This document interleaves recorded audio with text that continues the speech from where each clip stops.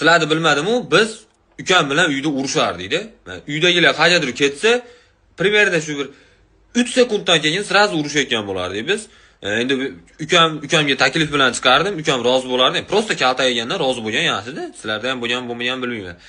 Shu ukamni o'zini himoya qiladigan kamarlari bor edi. Bilasizmi qanaqa kamarlari bor? Ukamni mana shu simulyatsiya qilib yig'lash, ya'ni qo'l istamasa ham yig'lorish degan yo'nalish bo'yicha ukam o'zini kamarini himoya qilardi. Yana undan tashqari 70 yillik obro'ni bitta gap bilan ko'chada birovlarda oldida yerga tushirib qo'yish degan yo'nalish bo'yicha keyin undan keyin haligi qaysidir siringizni bilib qolib, uni sir saqlanmaslik yo'nalishi bo'yicha ham ukam. Bu yerda men aka bo'lib turib, meni ham himoya qiladigan yo'nalishlarim bor.